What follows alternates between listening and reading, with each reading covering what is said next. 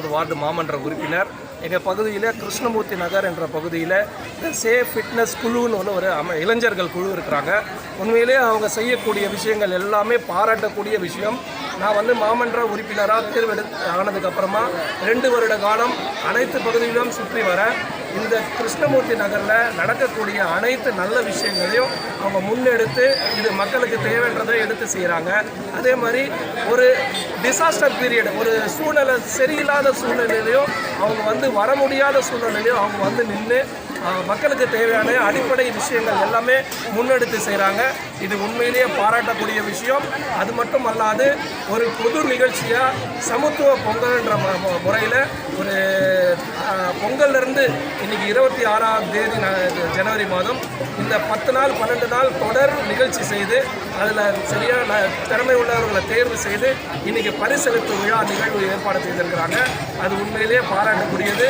ஏன்னா 12 நாள் நிகழ்வு என்பது எவ்வளோ வேலை இதுக்கு பின்னணியில் செய்திருப்பாங்கன்னு சொல்லி ஒரு பெரிய வியக்கத்தக்கமான ஒரு விஷயம்தான். இதை தொடர்ச்சியாக இந்த பகுதி மக்களுக்கு உற்சாகப்படுத்தும் வகையில் இந்த குழுவினர் செய்வார்கள் என்று நம்பிக்கையுடன் அவர்களுக்கு என்னுடைய பாராட்டுகளையும் வாழ்த்துக்களையும் தெரிவித்துக் கொள்கிறேன். எந்த இடத்துலையும் இல்லாத ஒன்று மகளிர் ஜிம் ஒன்று இங்கே ஓப்பன் ஆக போது எல்லா வேலையும் முடிச்சா கிட்டத்தட்ட அதை பற்றி என்ன சொன்னா நல்லா இருக்கும்.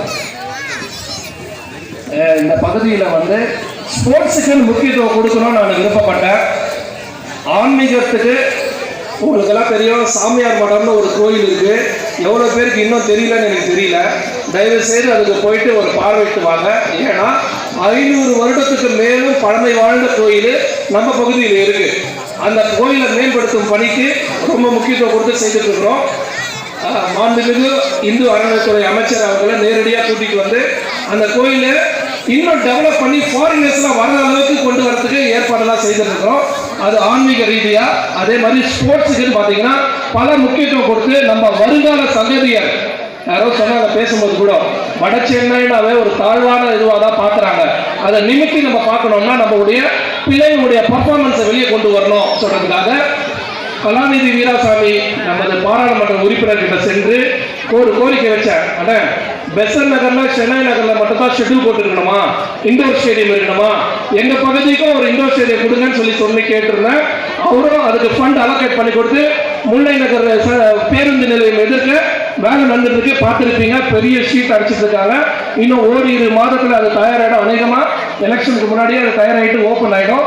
அதே போல நம்ம ஸ்ரீனிவாசா தெருவில் இருக்கிற அந்த ஸ்ரீனிவாசா ஸ்ட்ரீட் கார்னர் இருக்கிற அந்த கிரவுண்டு மேம்படுத்துறதுக்கு சொல்லியிருந்தாங்க. அதுவும் மேம்படுத்தும் பண்ணி பூஜை போட்டு தொடங்கியாச்சு. இதெல்லாம் அவங்களுடைய தொடர் கோரிக்கை.